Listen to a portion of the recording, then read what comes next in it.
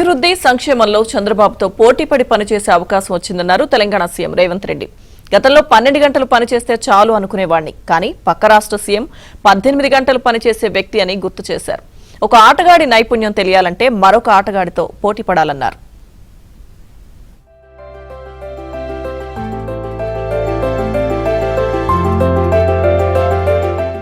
Basavatarakam Indo American cancer hospital and research institute 24వ వార్షికోత్సవ కార్యక్రమం ఘనంగా జరిగింది. ఆ కార్యక్రమంలో తెలంగాణ సీఎం రేవంత్ రెడ్డి పాల్గొన్నారు. ఆసుపత్రి ద్వారా లక్షలాది మందికి సేవలు అందిస్తున్నారని రేవంత్ ప్రశంసించారు. నిస్వార్థంగా సేవలందించేందుకు ఆసుపత్రిని నిర్మించారన్నారు. నైపుణ్యం కలిగిన వైద్యులతో వివిధ రంగాల్లో బసవతారకం ద బెస్ట్ చికిత్సను అందిస్తోందన్నారు సీఎం రేవంత్ రెడ్డి. అభివృద్ధి సంక్షేమంలో ప్రపంచానికి తెలుగు రాష్ట్రాలు ఆదర్శంగా నిలవాలన్నారు. తెలంగాణలో హెల్త్ టూరిజం హబ్ లో బసవతారకం ఆసుపత్రికి చోటు దక్కుతుందని తెలిపారు. Basavatarakam Indo American cancer hospital కు ప్రభుత్వ సహకారం ఎప్పుడూ ఉంటుందని ఆయన హామీ ఇచ్చారు. ఈ సందర్భంగా ఏపీ సీఎం చంద్రబాబు సేవలను ఆయన ప్రస్తావించారు. అభివృద్ధిలో తెలుగు రాష్ట్రాలు పోటీ పడాలన్నారు. ఈ రోజు పక్క రాష్ట్రంలో నారా చంద్రబాబు నాయుడు గారు ముఖ్యమంత్రిగా బాధ్యత చేపట్టిన తర్వాత అభివృద్ధిలో సంక్షేమంలో వారితో పోటీ పడి ఈ రాష్ట్రాన్ని ముందుకు నడిపించే అవకాశం నాకు వచ్చింది. గతంలో 12 గంటలు పనిచేస్తే సరిపోతుంది, అంతకు మించి అవసరం లేదు అనుకునేవాడిని.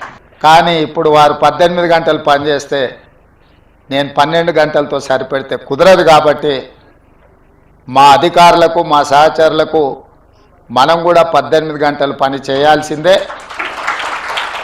అభివృద్ధి విషయంలో సంక్షేమం విషయంలో పోటీపడి ఈ 2 తెలుగు రాష్ట్రాలు ప్రపంచానికే ఒక రోల్ మోడల్గా నిలబడాలి అని నేను భావిస్తున్నాను.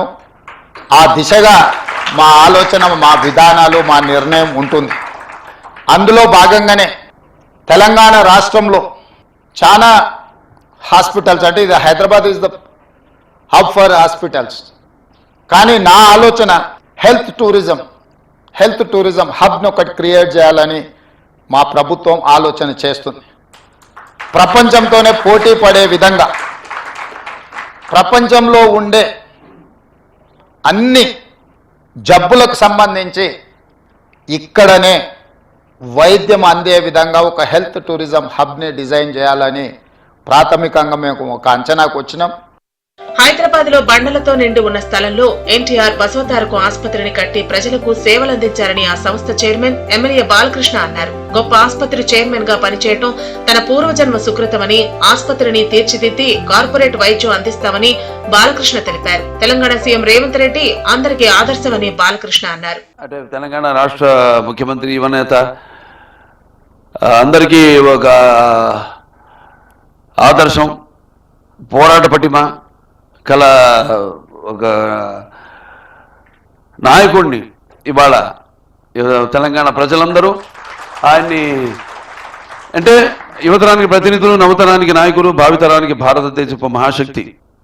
అంటే మనకున్నంత యువత, ఆ యువ శక్తి మరి ఏ దేశంలో కూడా లేదు. ఆనాడు ఇక్కడ ఈ యొక్క ఆసుపత్రిని నిర్మించడానికి పూనుకోవడం, అందరూ అనుకున్నారు ఇప్పుడు ఏంటి ఇక్కడ అన్ని బండరాలు ఉన్నాయి, ఇక్కడ ఎందుకు కడుతున్నారని. మరి వాళ్ళు చూస్తున్నాం మనం ఇవాళ దేశంలో, దేశమే కాదు ప్రపంచంలో కల్లా నంబర్ 1 ఏరియా అయింది ఇవాళ. ప్రతి విషయంలోనూ కూడా ఆయన దూరదృష్టి. అందుకే ఆయన పేదవాడు ఆఖరి తెలిసిన అన్న కూడా ఆయన అయ్యాడు.